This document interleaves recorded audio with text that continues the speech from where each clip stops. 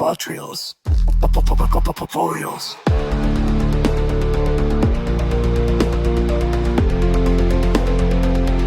Fotocontroles. Revolucionando conhecimento científico. Olá, bem-vindos ao Pod Trials. É ótimo ter a audiência conosco hoje. Muito bom estar aqui. Hoje a gente vai mergulhar fundo numa cirurgia cardíaca bem complexa, mas muito importante, a cirurgia de Rastelli. Isso mesmo. Vamos explorar a história, como ela funciona, sabe? E os desafios também. Legal. Então, para começar, de onde veio essa ideia, a história dela? Bom, a origem é lá na Mayo Clinic.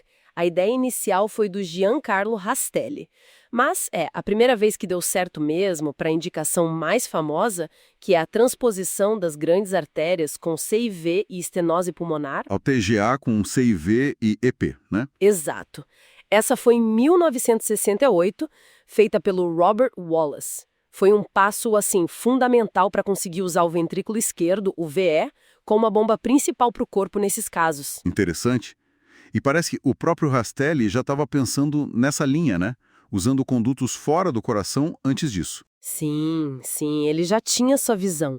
Em 65, ele usou um conduto extracardíaco para conectar o ventrículo direito, o VD, na artéria pulmonar. Isso em casos de atresia pulmonar. Mostra como essa ideia de, reencanar o coração por fora já estava ali, sabe? Sendo desenvolvida. Faz sentido. E qual é o conceito central da cirurgia? Como ela funciona na prática? A genialidade, tá em duas coisas ao mesmo tempo. Primeiro, dentro do coração, eles usam um remendo, um PET. Um PET, tipo um tecido sintético. Isso, pode ser Dacron, PTFE. Com ele se cria um túnel. Esse túnel pega o sangue que já está oxigenado no VE, passa pela comunicação interventricular, a CIV. Aproveita a CIV que já existe. Exatamente, e joga esse sangue direto para a aorta. Entendi. Então o sangue bom vai para o corpo, como tem que ser. E a segunda parte? A segunda parte é fora do coração. Aí se implanta um tubo com uma válvula dentro, um conduto valvulado. Certo. Esse conduto conecta o ventrículo direito, o VD, direto na artéria pulmonar, a AP. Aí o sangue sem oxigênio vai para os pulmões. O objetivo final é ter uma circulação em série, de novo, fisiologicamente correta. Nossa, é uma engenharia e tanto dentro do peito. E as indicações? Além dessa TGA com CIV e EP, onde mais se usa o princípio de Rastelli? Essa é a indicação clássica, né? Mas a lógica do túnel por dentro e o conduto por fora funciona bem em outras situações bem complexas também. Tipo quais?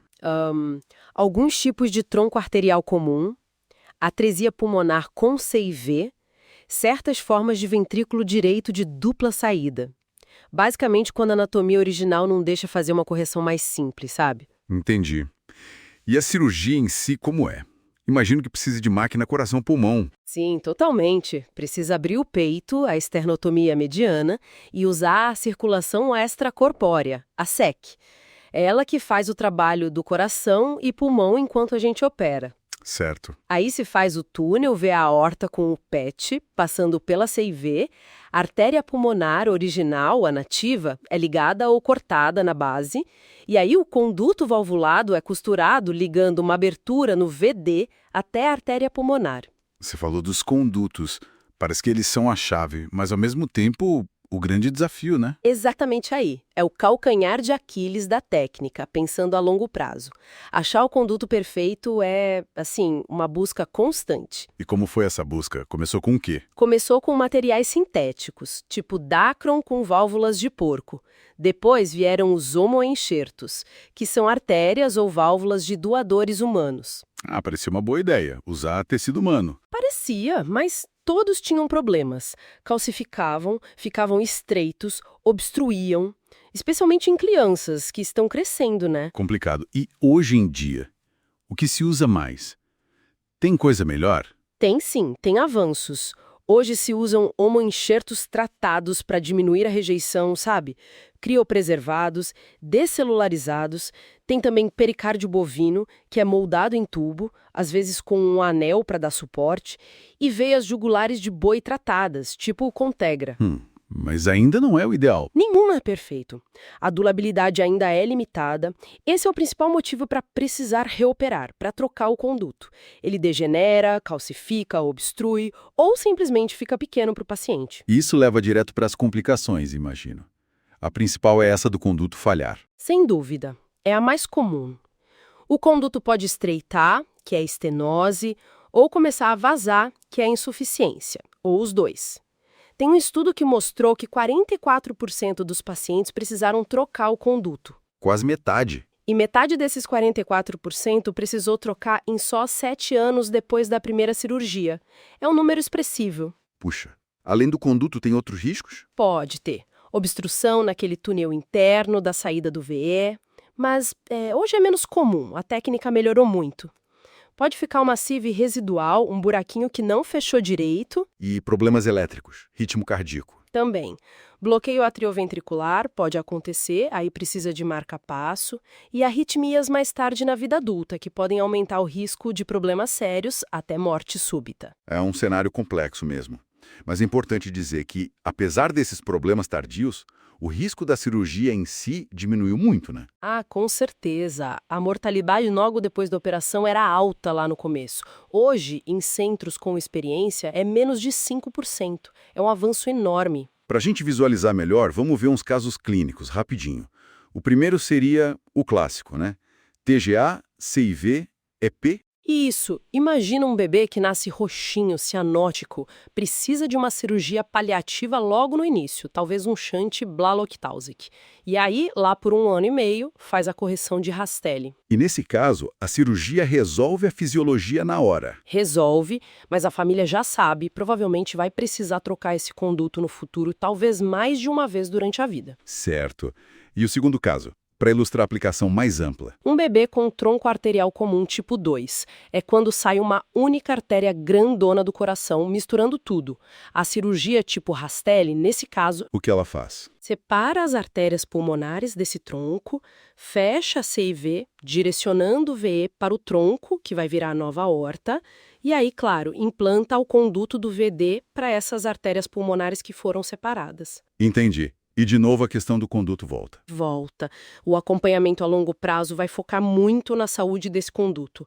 Mostra bem como a engenhosidade resolve a anatomia na hora, mas deixa esse desafio biológico do material. Cobrimos bastante coisa, hein? Desde a história, o conceito, os desafios. Fica claro que o Rastelli foi um marco, mas a busca pela solução perfeita, principalmente para o conduto, continua. Exatamente. É uma área em constante evolução. Bom, falamos muito nessa primeira parte da nossa conversa sobre a cirurgia de Rastelli. Foi denso, né? Bastante informação importante. Então, que tal a gente fazer aquele intervalo esperto?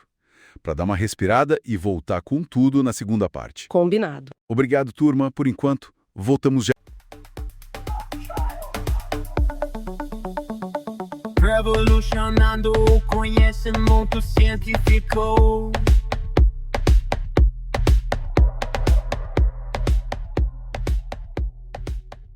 Olá, bem-vindos de volta ao Pod Trails.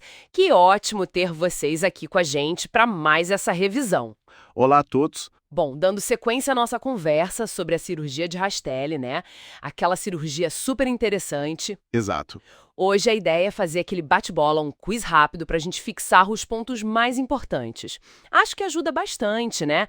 Principalmente para quem está na reta final de estudo. Com certeza. É uma ótima forma de consolidar. Então vamos lá. Primeira pergunta. Qual é o princípio fundamental da cirurgia de Rastelli? Aquelas 2 correções principais dentro do coração. Bom, o essencial do Rastelli é criar um caminho interno, né, usando um PET, um remendo, para levar o sangue do ventrículo esquerdo direto para a aorta, passando pela CIV. Certo, um túnel interno. Isso. E, ao mesmo tempo, é preciso colocar um conduto, um tubo com válvula, por fora do coração. Ah, por fora. Sim, para conectar o ventrículo direito lá na artéria pulmonar. Basicamente, a gente redireciona os fluxos para onde eles deveriam ir originalmente. Perfeito. Segunda pergunta. E para qual condição cardíaca específica o Dr. Rastelli pensou essa operação originalmente? A indicação clássica, digamos assim. A indicação clássica mesmo, onde tudo começou, foi para a transposição das grandes artérias, a TGA. Uhum. Mas quando ela vem junto com uma comunicação interventricular, a CIV, e também estenose pulmonar, essa combinação TGA plus CIV plus EP. Entendi. TGA com CIV e estenose pulmonar. Exato. Era essa anatomia que ele queria corrigir com essa técnica. Certo. Terceira questão. Pensando no longo prazo, qual é a complicação mais chata, mais frequente, que pode até levar a uma nova cirurgia? Ah, sem dúvida nenhuma, é a durabilidade do conduto VDAP, aquele tubo que vai do ventrículo direito para a artéria pulmonar. Aquele externo, né? Esse mesmo. Com o tempo, ele pode obstruir, calcificar, a válvula pode falhar, ou ele simplesmente fica pequeno para a criança que está crescendo, né? Entendi. Então, precisar trocar esse conduto é, de longe, a principal razão para reoperar esses pacientes mais tarde. Faz sentido. Quarta pergunta. E além dessa combinação clássica de TGA com CIV e EP, o princípio do Rastelli serve para outras cardiopatias também? Serve sim. A lógica de criar o túnel interno e usar o conduto externo pode ser aplicada em outras situações complexas. Tipo? Por exemplo, no tronco arterial comum ou truncos arteriosos, também na atresia pulmonar com CIV e até em alguns casos de ventrículo direito de dupla saída, o VDDS, que também tem o estenose pulmonar. Interessante. Então é uma técnica versátil para anatomias complexas. Exato. Quinta. Falando dos condutos. Os primeiros tipos usados, tipo décogo com válvula de porco ou alguns homoenxertos, qual era a grande desvantagem deles? Olha, o grande problema daqueles condutos mais antigos era a tendência deles a calcificar e a formar estenose, quer dizer, estritamento. Ah, eles fechavam. Isso. E às vezes relativamente rápido. Aí o fluxo de sangue ficava prejudicado ou obstruído. Entendi. Sexta questão. E o túnel interno, aquele do VE para a aorta, ele também dava problema? Ouvi dizer que a obstrução ali era mais comum antes. O que mudou na técnica? Sim, era uma preocupação maior no passado. O que se percebeu e que ajudou muito foi a importância de ampliar bem a CIV durante a cirurgia. Ampliar a comunicação. Exato, muitas vezes ressecando um pedacinho do septo interventricular. Isso cria um túnel mais largo, mais direto para a aorta, sabe? E diminui bastante o risco de obstrução ali na saída do VE. Esses pacientes, o que eles mostram sobre a sobrevida, digamos, em 10 anos? Bom, os estudos maiores, as séries mais recentes, mostram uma sobrevida em 10 anos que fica ligeiramente entre 70% e 74%, mais ou menos. Certo. É uma melhora enorme comparado com o início, claro, mas ainda mostra que é uma condição e uma cirurgia complexas, né? Principalmente por causa daquela questão do conduto que falamos. Entendido. Oitava. Já que o conduto é um ponto crítico, o que tem de novo? Que materiais estão sendo usados ou pesquisados para tentar melhorar a durabilidade? A busca continua, sempre. Hoje em dia, usa-se muito pericárdio bovino tratado de formas diferentes. Às vezes, sem aquele anel rígido. Tem também condutos feitos com pericárdio do próprio paciente. Ah, autógeno. Isso, autógeno, que teoricamente poderia crescer junto. Veia jugular bovina também é uma opção. E os homoenxertos que passam por um processo chamado descelularização para tentar diminuir a reação do corpo e a calcificação. Tem bastante pesquisa aí. Que bom que a busca continua. Nona questão. Além dos problemas do conduto e do túnel, que outra complicação é importante ficar de olho no acompanhamento a longo prazo desses pacientes? Algo relacionado ao ritmo do coração. Sim, as arritmias tardias são definitivamente uma preocupação. Isso vai desde bloqueios que podem precisar de marca-passo, que podem surgir logo depois ou anos mais tarde, até outras arritmias, tanto supraventriculares quanto ventriculares, que podem aparecer com o tempo. O risco de morte súbita tardia, infelizmente, existe e pode estar ligado a essas arritmias. É um ponto importante no segmento. Entendi. Monitoramento constante, então. 10ª e última pergunta para fechar nosso quiz. Operação de Rastelli e classificação de Rastelli são a mesma coisa? Sim ou não? E por quê? Ótima pergunta para não confundir. Não são a mesma coisa. Apesar de terem o nome da mesma pessoa, o Dr. Rastelli, Certo. a operação de Rastelli é essa cirurgia que a gente discutiu para corrigir TGA, plus CIV e outras parecidas. Já a classificação de Rastelli, aquela dos tipos A, B e C, é usada para categorizar a anatomia de outro defeito cardíaco, o defeito do septo atrioventricular, o DSAV. São coisas distintas. Perfeito. Excelente esclarecimento. Chegamos ao fim do nosso bate-bola sobre a cirurgia de Rastelli. Espero que essa revisão rápida tenha ajudado a fixar os pontos-chave. Com certeza. É fundamental entender o princípio, para quem serve, e quais os desafios, né? Principalmente a longo prazo, como a questão do conduto e as arritmias. Exatamente. Muito obrigada pela atenção de todos. Esperamos que essa análise tenha sido útil para vocês. Isso aí. E para quem está na luta aí, se preparando para as provas, desejamos muita boa sorte. Boa sorte, pessoal. Até a próxima, gente. Tchau, tchau. Até mais.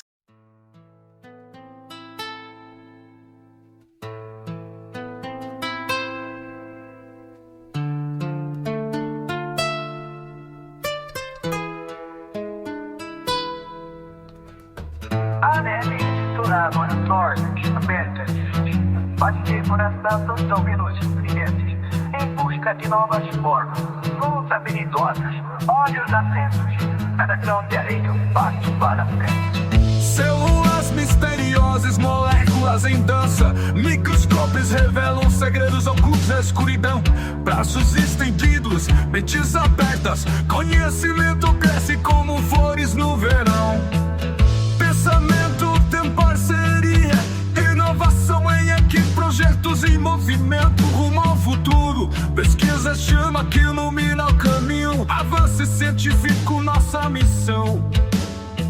De ideias à realidade, de teoria à prática. Colaboração é o combustível que faz o progresso avançar. Do zero ao infinito, de nada é algo. Inovação é sonho que transforma o mundo.